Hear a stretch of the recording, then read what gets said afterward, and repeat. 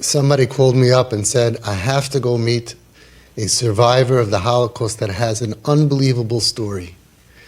She is now the matriarch of a beautiful family. Children, grandchildren, great-grandchildren, all Erliche Yidden. The first part of her story is extremely sad, how she suffered from 7 years old till about 11 and a half years old. It's hard to understand and it's hard to hear how somebody can go through that. And after the war, her father came back.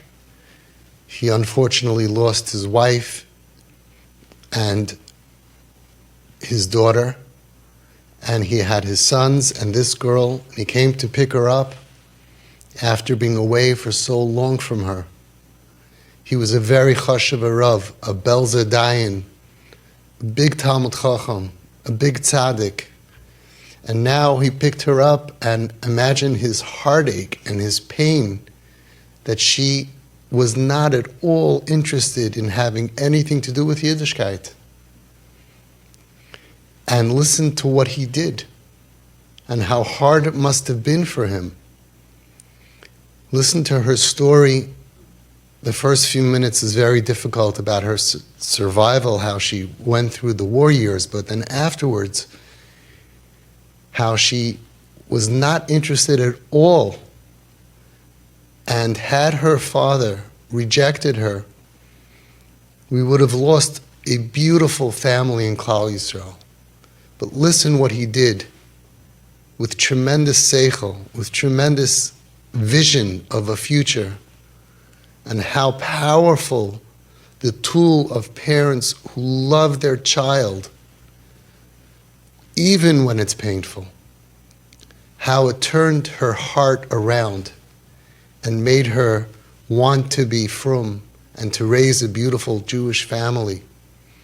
And as I always tell parents, you'll see at the end, this kid that you invest so much into and you believe in, even when it's so hard, I always say, they will take care of you. And she did. She wouldn't put him in a home. She wouldn't let anyone else take care of him, and he wanted to only be with her. It's a very painful and a very beautiful story with a tremendous lesson that we have to take away all these ideas. It's my house, it's my rules, guilt, pain, why are you doing this? What are you doing? How could you do this to me? You can't do it in my house. All of that fails. It's always failed. It's never worked. And listen to this beautiful story and take her message to heart, because she knows what it's like. She knows what saved her and what allowed her, instead of being lost forever, it allowed her to come back to her roots and the nachas that she has because of the wisdom of her father. Because I don't know how long I'm going to be here. Auf lange Juden. Auf lange gesinnte Juden. But I figured I still know everything I wanted to be. My story, I was 7 years old when the Nazis came to us. And I was going through, I don't believe hell can be worse. I was hidden in a sewer. The rats were running around our feet in the sewer, and we survived. Then I was put in a place because they were calling it axis. Every time there was an axis, they swept the kids away. So the kids were a problem and the old people were a problem. So we were put into a place under a shul, and they bricked us up. They left one brick open to give us food. We didn't know when was day, when was night. We sat there a whole July. I was there with my brother. My brother was older than me. We were so hungry. We used to get, because they couldn't bring food, because they were not allowed to walk in the middle of the night. And they brought in the middle of the night a can of water and food. There was no toilets, there was nothing. So we were there, and we used to get a little bread and half a glass of water. This was for the day. And unfortunately, there was a lady who wanted to save her kid. She had an infant, and she was with us. We were like 30 people in this place. And the kidnapper cried, and the people made her kill the kid. And we were with a dead body in July in this place. I started going crazy. I said to my brother, I said, I will make noise. I want them to kill me. Let them kill me. I don't want to live. Enough. I was 7 years old. 7 years. I understood what was going on, like you and me today. And my brother said, Rosa, don't make noise. I will give you my portion. Eat my portion too. But my brother didn't eat, and I ate his portion. At the end, they said the action is over, and everybody came to pick up, but they picked up the body, they picked up everything there. And my mother, and we were undressed. We were sitting only in underpants. There was everything, whatever. That was our life there. And my mother came to pick us up. She took one look at me and she passed out. Never, she looked at, I had worms in my body, living in my body. We must have looked terrible. And from this, we came home and my mother cleaned us up, and then they said, no, the axe is back. So we went to the sewer, and there we were in the sewer. We didn't even have a chance yet to eat. Can you imagine? And then we were in the sewer. In the sewer, they got us out. They took us out. And my brother finagled that we... To hide themselves. Yeah. I was by a goy for 3 years. I had a goiter who hid me for 3 years. And she was very good to me. And she said that the war was going on. She said, don't worry, if nobody comes, I will give you ballet lessons. She was a very fancy lady. And I'll give you piano lessons, you're gonna be my kid. And then my father came and picked me up. My father was running, he was in the Russia. Let's say where you were the 3 years. Yeah. Let's say where you were the 3 years. Yeah. 3 years she was under a bed every day and she only got out at night. They took her out to stretch her legs. Yeah. No, it's the host is the risk of life. My goiter was a seamstress. I mean, she was a designer. But she was, and she supported herself by doing, and they took away her apartment because they were very rich, fancy people. So she only had 1 bedroom, and I lived with them in 1 bedroom, and the army, a captain lived in her apartment. A German captain. Yeah. So she couldn't have me. So I was a whole day under a bed, and I had a doll, and I had books, and I lived under a bed. And at night, the guy went to the army. He was in the.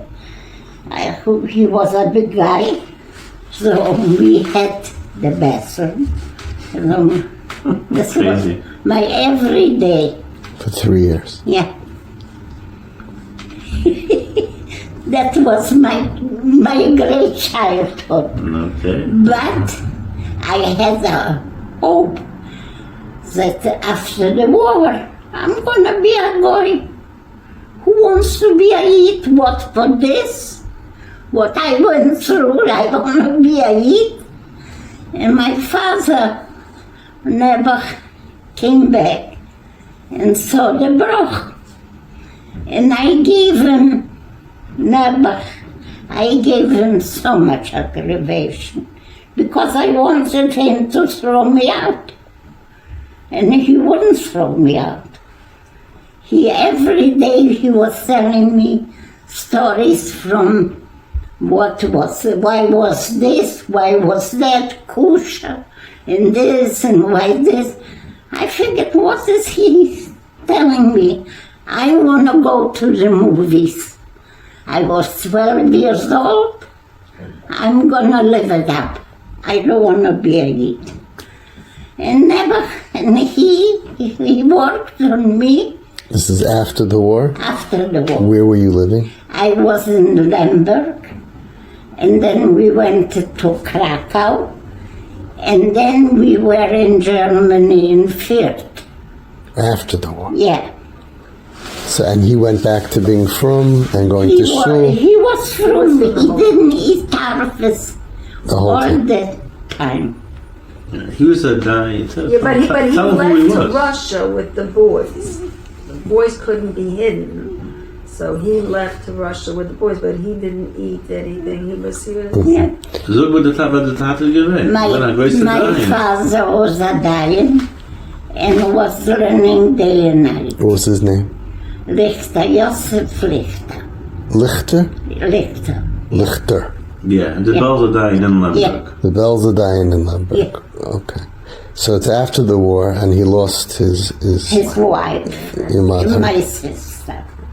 I lost a sister and I lost my mother. And the boys were okay? The boys were The back? boys went as Germans to the German part of Russia. They were warriors. So they survived. They survived. I had 3 brothers in Miami. So he survived the war, picked you up, and now you were 11, 12, Yeah. 13, and you're saying, I want to go to the movies, I'm not interested in this. No. For how many years? And I just like something my mother always says when my grandfather came to pick her up.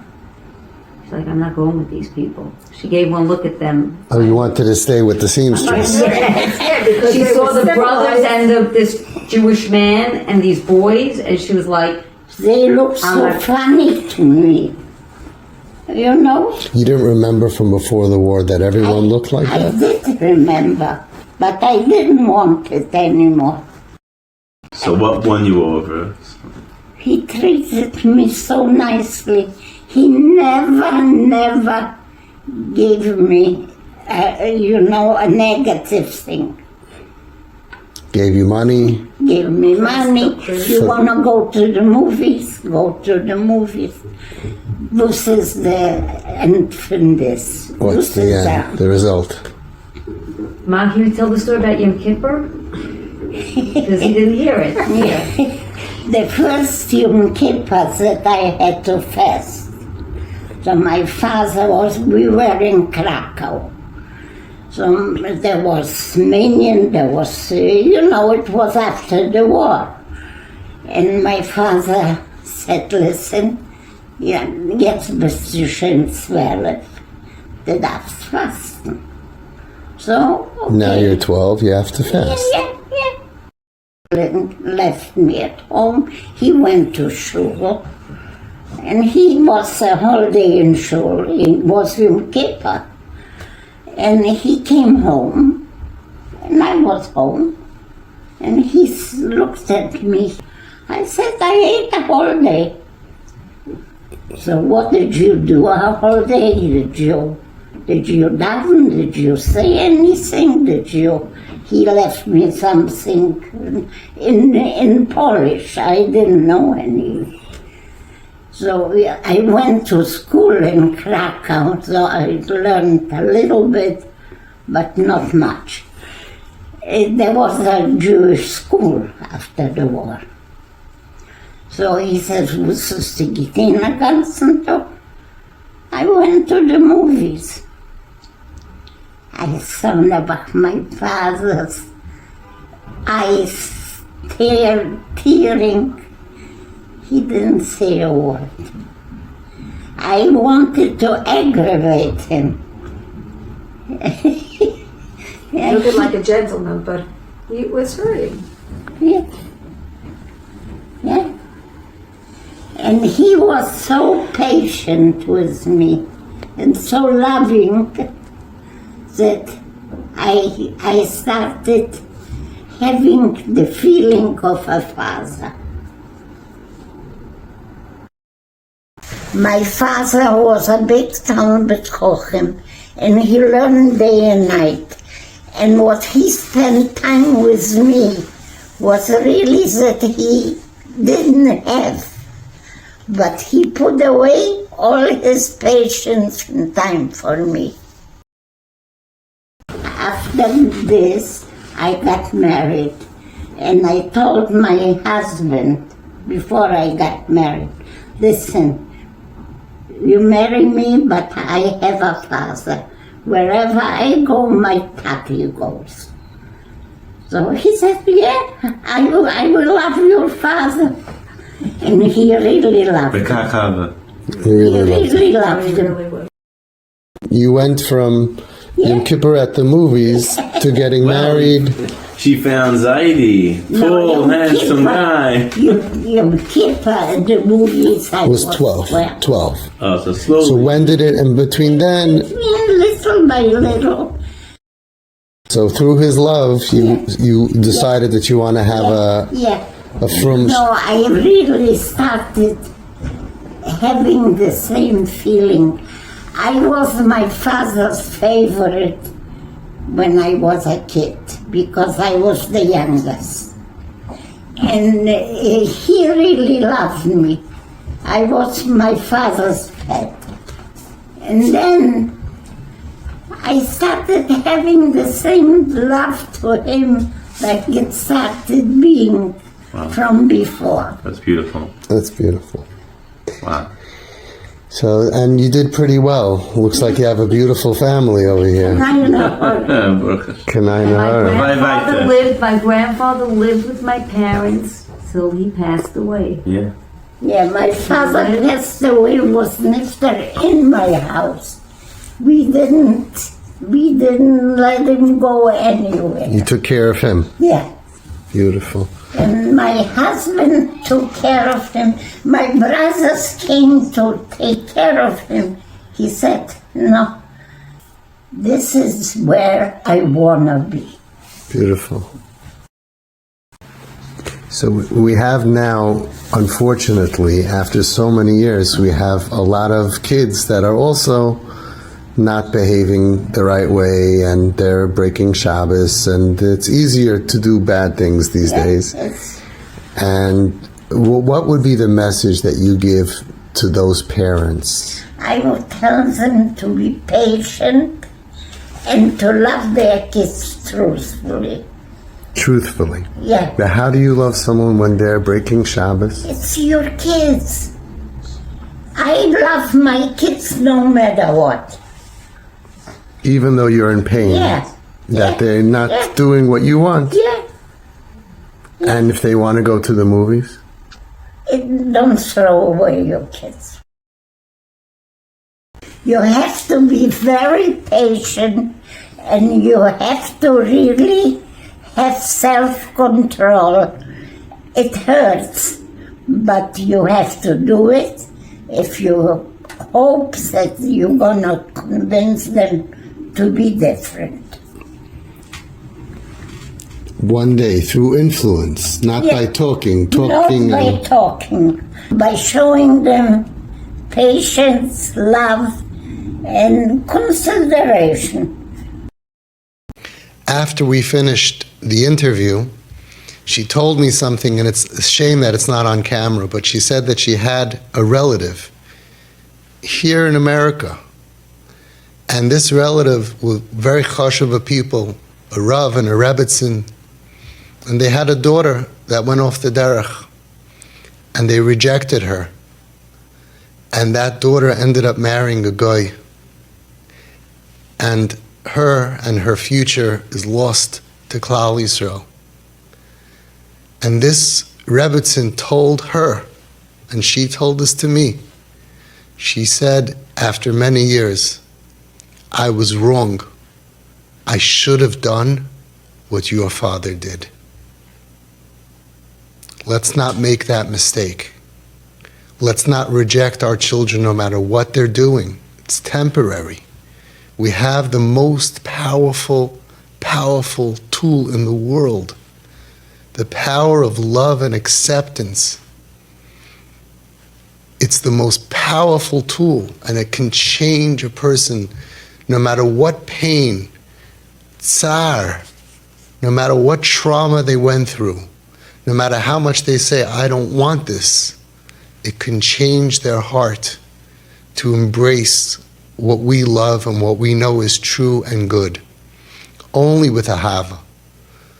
The Stipler said that it says, Shlomo HaMelech wrote, Ki aza kamoves ahava, love is as strong as death. So the Stipler asked, what does that mean, love is as strong as death? What does one thing have to do with the other? Love, death. Says the Stipler Zatzal. Just like when it's time to die, there's nothing that could stop it, so too the power of ahava, the power of authentic love, is so powerful, nothing could stop it. And I want to add that because ki aza kamavas ahava, the only thing as strong as death, which is unstoppable, is love, which is unstoppable, then the only tool that we can have, even for children who never want to die, children who are suffering, who are suicidal, on drugs, the only tool that is as powerful as death is the power of love, because only love is as strong as death. She says you have to love them truthfully because they're your child. The child feels that and will feel and develop those feelings of love back towards you and want what you know is true and want to live a life of Torah. This whole family, so many children, grandchildren, great-grandchildren, is only here because of the wisdom of her father and the lesson that we need to learn in our generation. Never throw away your child. Never reject them. Never say negative. Never say anything negative. Even when she went to the movies on Yom Kippur and she ate all day, as painful as it was for him, he could have said, this is what I survived for? Don't you remember? What are you doing? You're killing me.